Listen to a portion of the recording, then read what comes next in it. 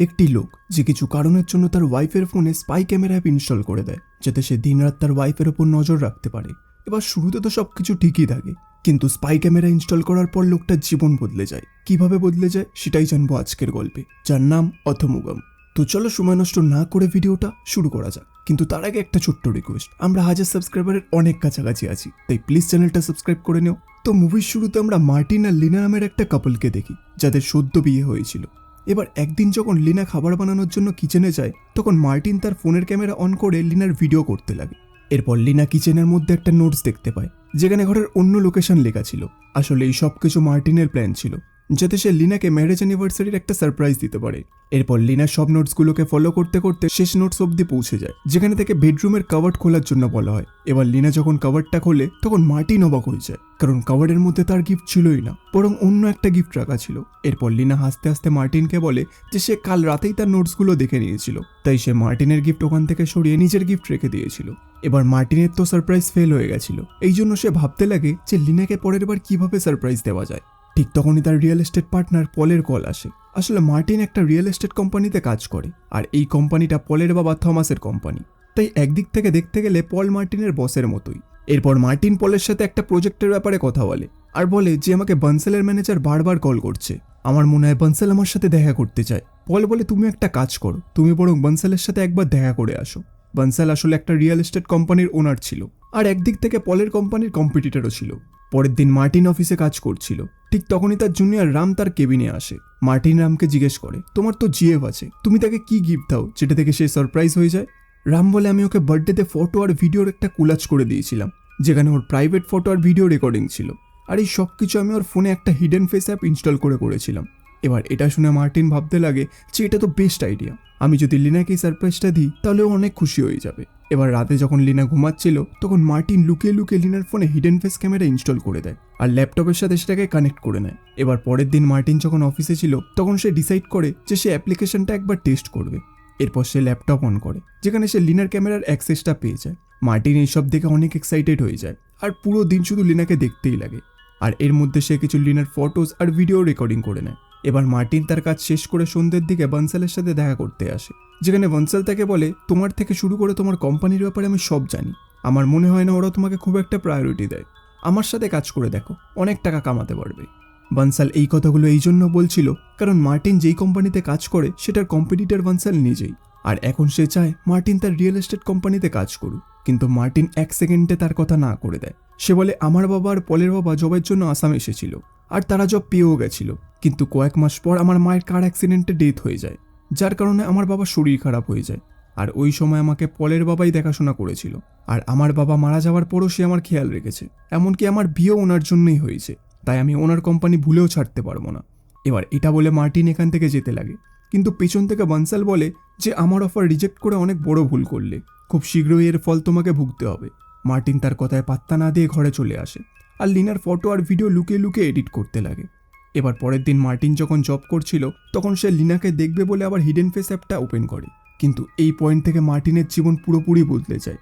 সে দেখে লিনা কারোর সাথে একটা কথা বলছে, কিন্তু অ্যাপ্লিকেশনে অডিও শোনার কোনো অপশান ছিল না, তাই সে কার সাথে কথা বলছে সেটা মার্টিন শুনতে পারছিল না।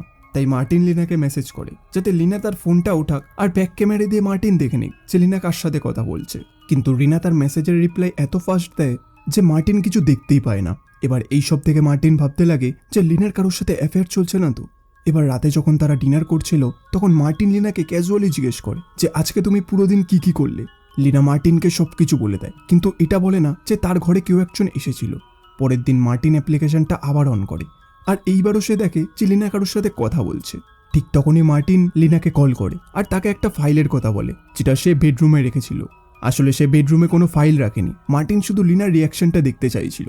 এরপর লিনা বেডরুমে গিয়ে ফাইলটা খোঁজে, কিন্তু সে কোথাও দেখতে পায় না, তাই সে মার্টিনকে বলে দেয় যে বেডরুমে কোনো ফাইল নেই। মার্টিন বলে, ঠিক আছে ছেড়ে দাও, আমি রাতে এসে খুঁজে নেব।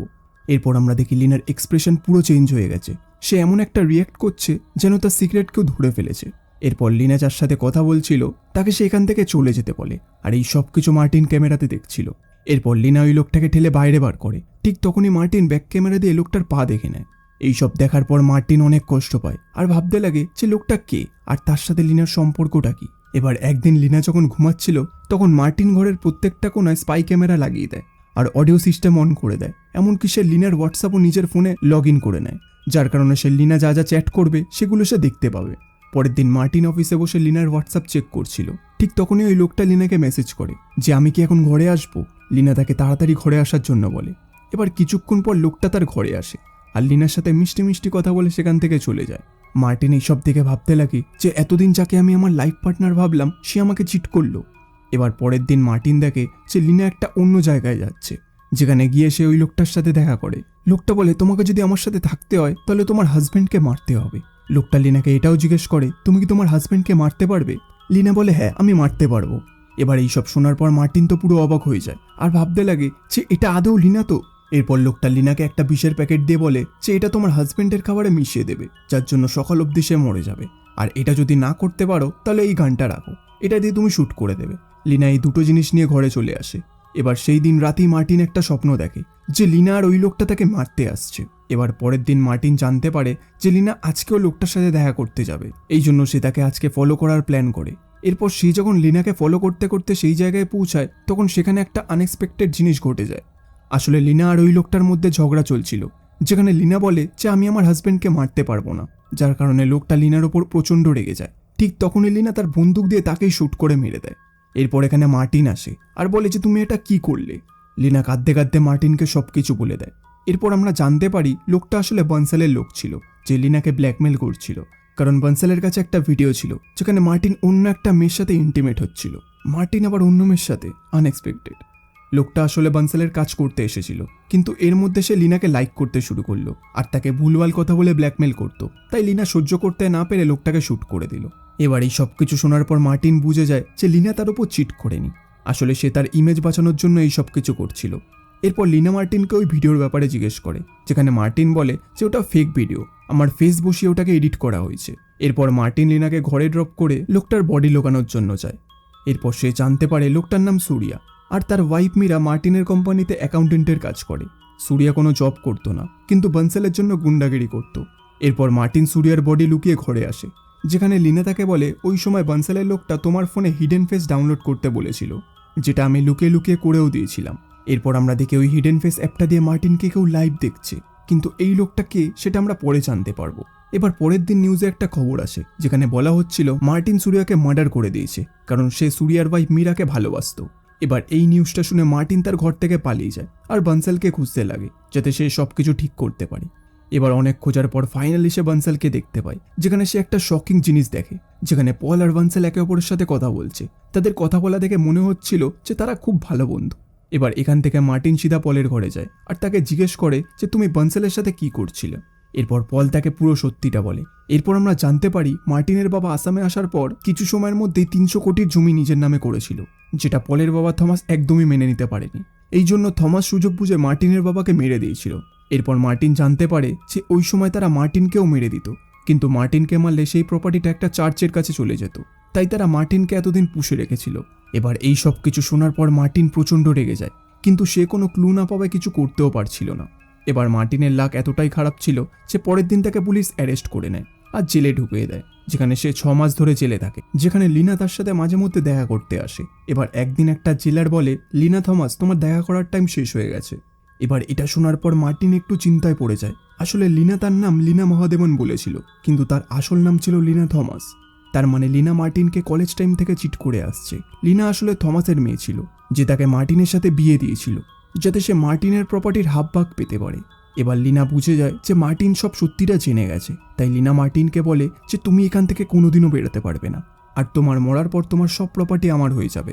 এবার এটা বলে লিনা হাসতে হাসতে এখান থেকে চলে যায়। এবার এইসব শোনার পর মার্টিনের চোখে জল চলে আসে আর ভাবতে লাগে যে এতদিন সে একটা মিথ্যা লাইফ কাটালো।